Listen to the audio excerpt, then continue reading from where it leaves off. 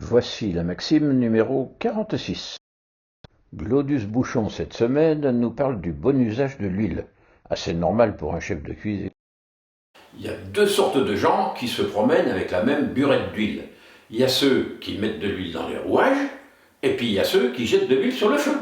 Et vous, qu'en pensez-vous?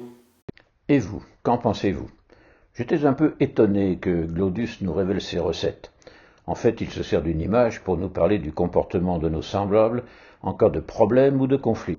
C'est l'opportunité de me poser la question. Quel est dans mon entourage le pourcentage de ceux qui spontanément se servent de l'huile pour que tout baigne? Faites l'exercice. Il arrive à des gens très bien de vivre entourés de toxiques. Seule solution, faire le ménage parmi les relations pour ne fréquenter que les vrais amis. Par déduction, la réponse à cette première question vous donne la réponse à la deuxième. Des gens qui aiment envenimer les conflits en apportant leur grain de sel, on en connaît tous. Il n'est pas nécessaire de se fâcher avec eux, mais il vaut mieux faire en sorte qu'ils vous oublient.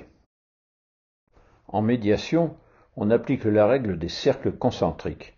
À l'épicentre du séisme, les personnes impliquées sont prioritaires. Dans un deuxième cercle, les personnes concernées peuvent donner leur avis, mais sans plus.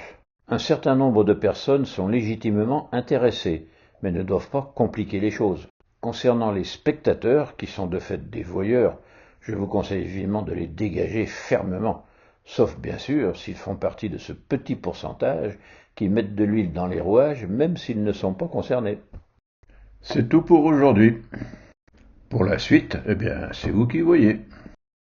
Et bien sûr, tournez-vous dans le sens des vents favorables, c'est tellement plus cool.